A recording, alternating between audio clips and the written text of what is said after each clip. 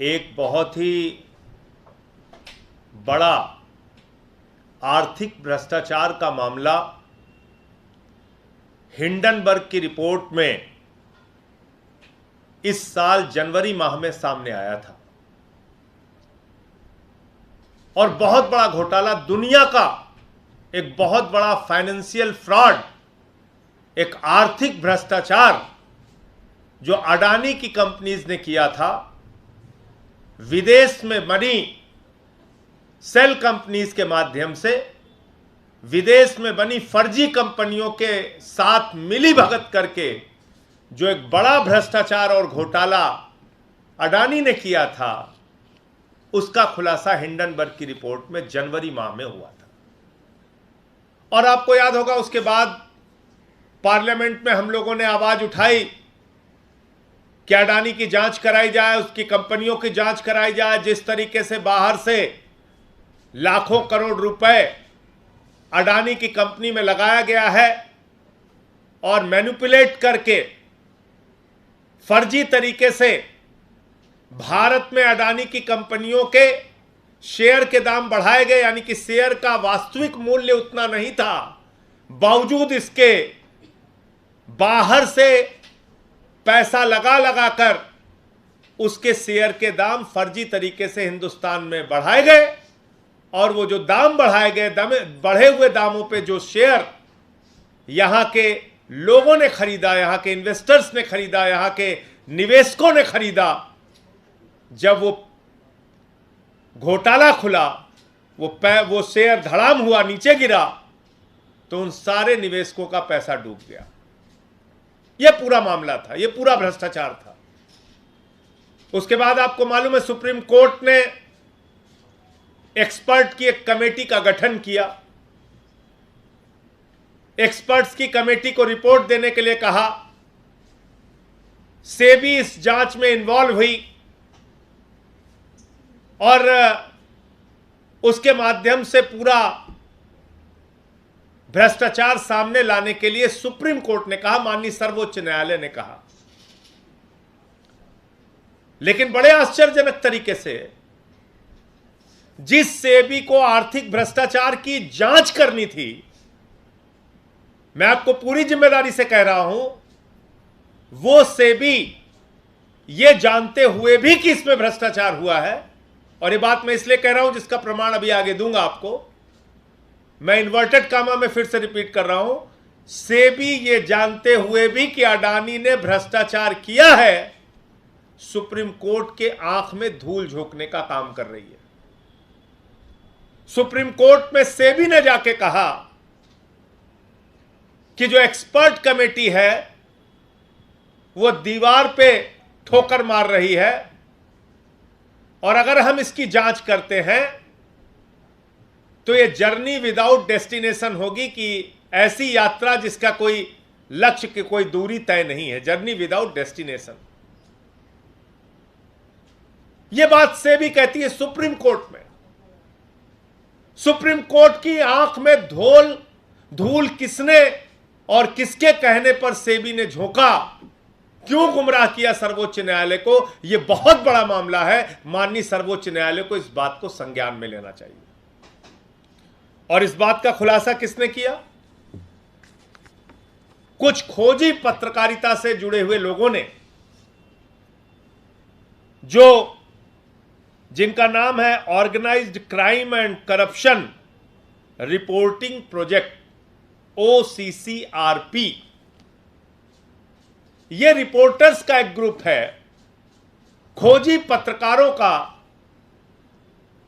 एक समूह है, OCCRP, जिसने ये पूरी जानकारी इकट्ठा की कि विदेशों में कहां कहां पर फर्जी कंपनियां, कागजों में कंपनियां बनाकर अडानी की कंपनी में हजारों करोड़ रुपए लगाया गया, अडानी के कंपनी के शेयर के दाम बढ़ाए गए और भारत के लोगों को लूटा गया। और यह किसके साथ मिलकर किया गया? ये दो नाम है, एक है नासिर अली और दूसरा है चैंग चुंग लिंग, चाइना का व्यापारी, और नासिर अली यूएई का व्यापारी। और ये कंपनी कहां खोल रहे हैं? चाइना का व्यापारी चैंग चुंग ली, जिसका नाम अगस्ता वेस्टलैंड के मामले में भी सामने आया था, वो अपनी कंपनी, अपना व्यापार चाइना में नहीं कर रहा। वो अपनी कंपनी, अपना व्यापार हिंदुस्तान में नहीं कर रहा है। वो अपना व्यापार कर रहा है मॉरिशस में, जो टैक्स हेवन कंट्री है। वो अपना व्यापार कर रहा है बरमूडा में। वो अपना व्यापार कर रहा है यूएई में, जहां कागजात देने की जरूरत नहीं होती।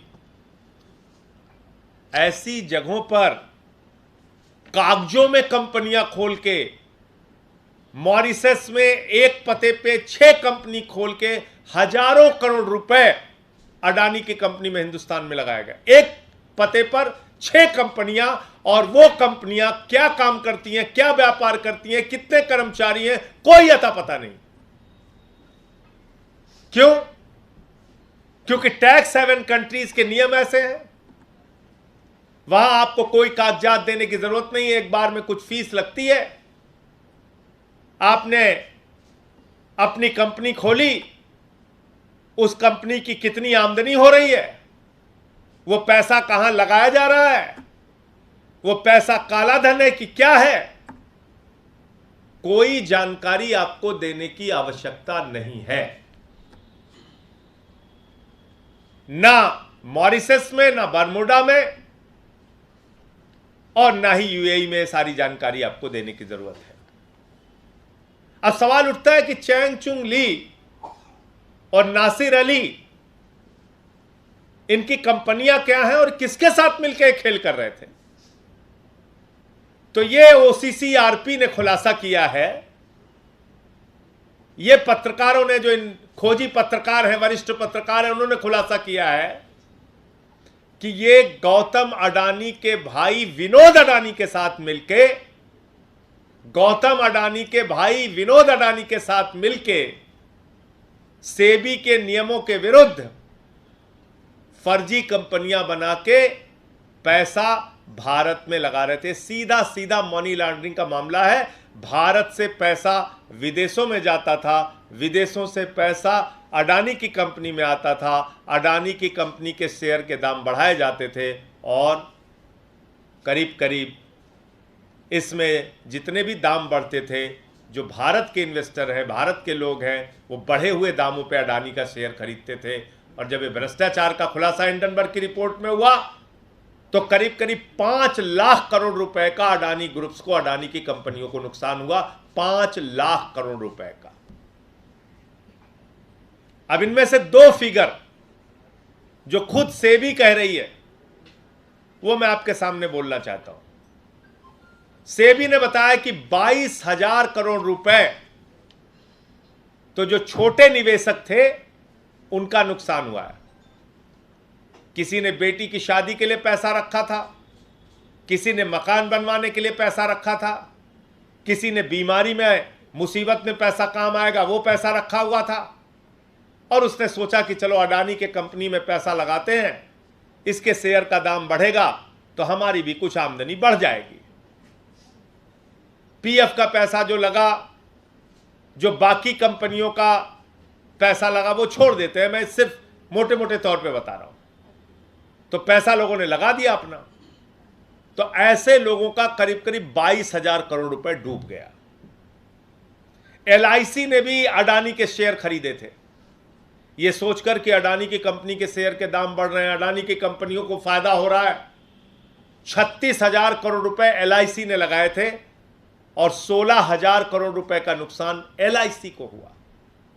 एलआईसी में किसका पैसा लगता है? जीवन के साथ भी, जीवन के बाद भी हर आदमी एलआईसी की पॉलिसी खरीदता है, और वो एलआईसी का पैसा 16,000 करोड़ रुपए डूब गया। 5 लाख करोड़ रुपए का नुकसान अडानी की कंपनियों को हुआ। और कौन कौन से लोग इसमें शामिल थे, क्या वो खेल करते थे? एक कंपनी है इमर्जिंग इंडिया फोकस फंड, ये नासिर अली और चैंग चुंग ली की कंपनी है। और दूसरी कंपनी है ईएम रिसर्जेंट फंड, ये भी चैंग चू ली और नासिर अली की कंपनी है। और इन कंपनियों को कौन एडवाइस करता था, कौन कहता था कि आप यहां पे कंपनी लगाइए? उस कंपनी का नाम है Excel to provide advisory services to EIFF and EMRF। Excel जो है ये विनोद अडानी की कंपनी है। अब ये विनोद अडानी एडवाइजरी कंपनी है किसके लिए? नासिर अली के लिए और चैंग चू ली के लिए। विनोद अडानी कौन है? गौतम अडानी का भाई। वो किसको एडवाइस कर रहा है? वो एडवाइस कर रहा है मॉरिशस में चैंग चू लिंग और नासिर अली की कंपनी को कि आप किस कंपनी में पैसा लगाओ। वो बारमूडा में एडवाइस कर रहा है, वो दूसरे UAE में एडवाइस कर रहा है कि आप यहां पे पैसा लगाओ। तो विनोद अडानी भारत से अपने भाई से पैसा मंगाता है, हजारों करोड़ रुपए। ये मनी लॉन्ड्रिंग का मामला, सीधे समझिए इसको।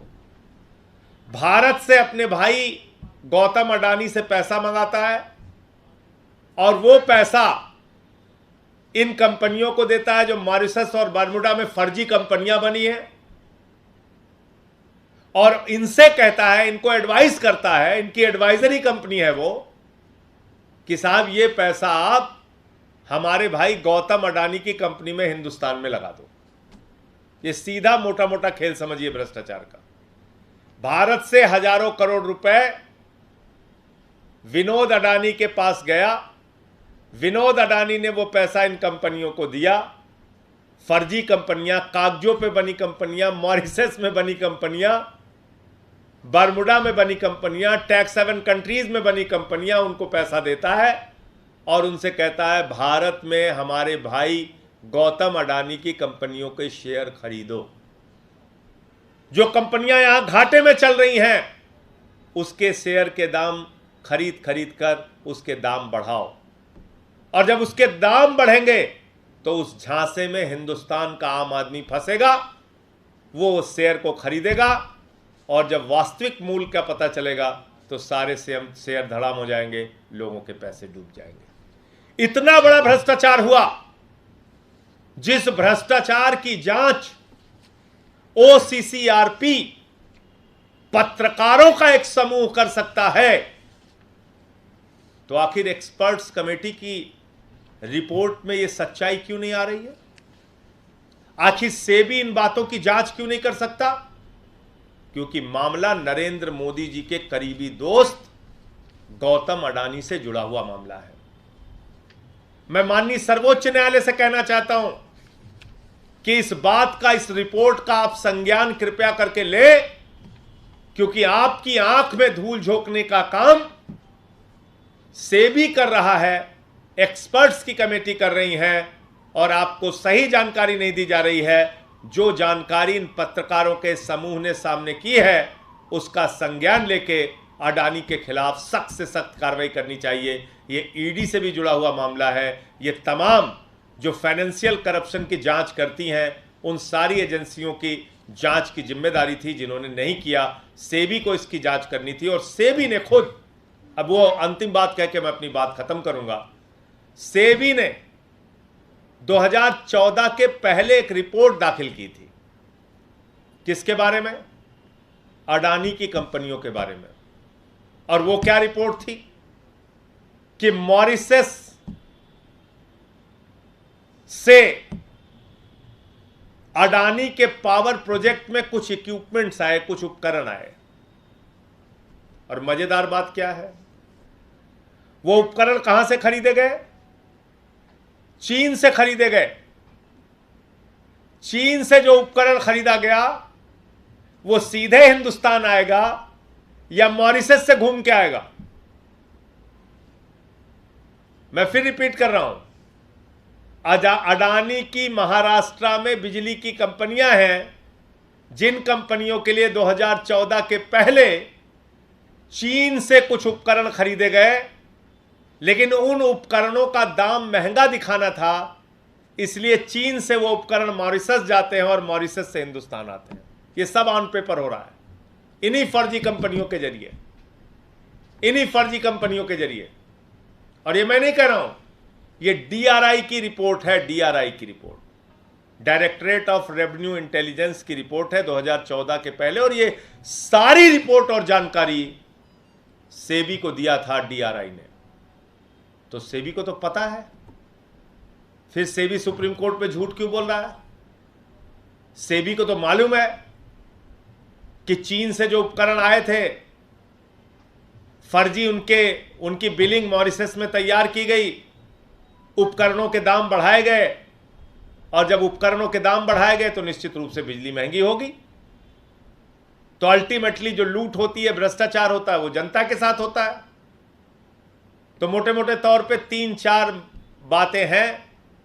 नंबर 1, गौतम अडानी के भाई विनोद अडानी ने चैंगचुंग लिंग और नासिर अली के साथ मिलकर यह सारा आर्थिक भ्रष्टाचार अडानी के लिए किया। इस बात का स्पष्ट खुलासा कागजों और प्रमाणों के साथ पत्रकारों के समूह की रिपोर्ट में सामने आया है। माननीय सर्वोच्च न्यायालय इस बात का संज्ञान ले।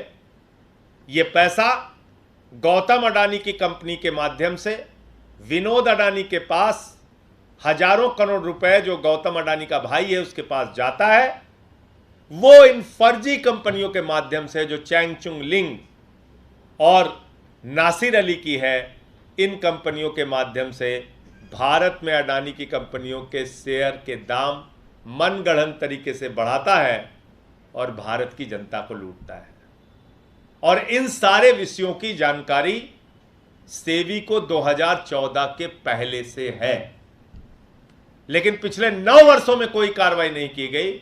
और हिंडनबर्ग की रिपोर्ट आने के बावजूद सुप्रीम कोर्ट की आंख में धूल झोंका जा रहा है।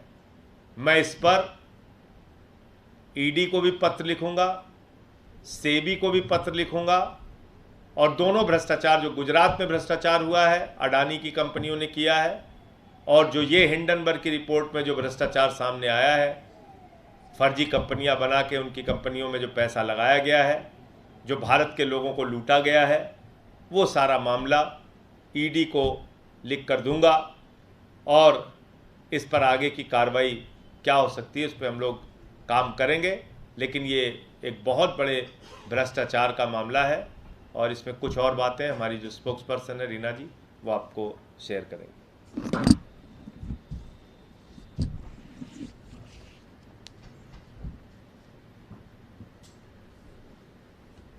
दोस्तों, आपने पॉन्जी स्कीम का नाम सुना होगा। पॉन्जी स्कीम क्या होती है?